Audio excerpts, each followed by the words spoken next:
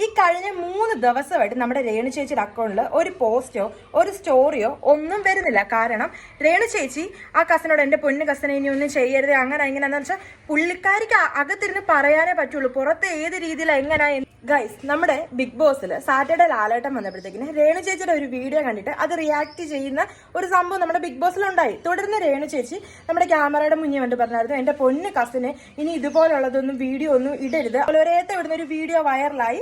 പിന്നെ ആ കസിനെതിരെ including me ഞാനും പോസ്റ്റൊക്കെ ഇട്ടു. ഒരുപാട് പേര് പോസ്റ്റൊക്കെ ഇട്ടായിരുന്നു. സത്യം പറഞ്ഞാൽ നമ്മുടെ ലാലേട്ടന് അത് ചോദിക്കാതിരിക്കാൻ പറ്റില്ല. കാരണം എന്താണെന്ന് വെച്ചാൽ നമ്മുടെ ബിഗ് ബോസിലെ ഒരു കോണ്ടസ്റ്റന്റ് ആയ ഗോപിക പറയുണ്ടായി ഒരു ഇന്റർവ്യൂവിൽ അതൊരു അബദ്ധം പറ്റിയതാണ്, ബിഗ് ബോസ് സ്ക്രിപ്റ്റഡ് ആ എന്ന് പറഞ്ഞ്. അപ്പോൾ ഓൾറെഡി രേണുസുധിയുടെ വീഡിയോയിൽ ഇതേപോലെ കമന്റ് വന്നിട്ടുണ്ടായിരുന്നു, ഇതാണ് പറഞ്ഞത് സ്ക്രിപ്റ്റഡ് ആണ്, ഇത് കണ്ടോ ബിഗ് ബോസിന്റെ അകത്ത് നിന്ന് ഇട്ട വീഡിയോ ആണ്.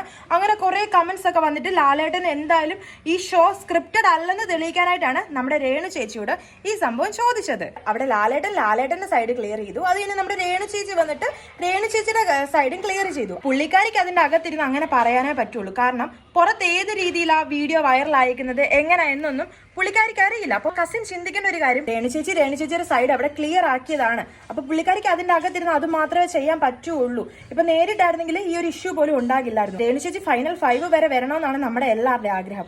അത്രയും നാളും ആ അക്കൗണ്ടിൽ പോസ്റ്റും സ്റ്റോറി ഒന്നും വന്നില്ലെങ്കിൽ പുള്ളിക്കാരിയുടെ അക്കൗണ്ടിനെ അത് അഫക്ട് ചെയ്യും. വിശ്വസ്തയോടെ ഏൽപ്പിച്ചിട്ട് പോയ ഒരു അക്കൗണ്ടാണ് അത്.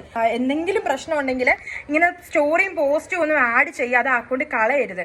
പറഞ്ഞു തന്നെ തീർക്കണം. രേണു ചേച്ചി വരുമ്പോഴത്തേക്കും അത് പറഞ്ഞു തന്നെ തീർക്കണം. അപ്പൊ എന്തെങ്കിലും പ്രശ്നം ഉണ്ടെങ്കിൽ അത് നമ്മുടെ രേണു ചേച്ചി വന്നതിന് ശേഷം പറഞ്ഞു തീർക്കാം. അല്ലാണ്ട് നമ്മുടെ രേണു ചേച്ചിയുടെ അക്കൗണ്ട് ഹാൻഡിൽ ചെയ്യാൻ തന്നതാണ്. അക്കൗണ്ടിൽ പോസ്റ്റും സ്റ്റോറിയും ഒന്നും ഇടാതെ എന്തെങ്കിലും പ്രശ്നം ഉണ്ടെങ്കിൽ അത് മനസ്സിൽ വെച്ചൊന്നും നടക്കരുത്.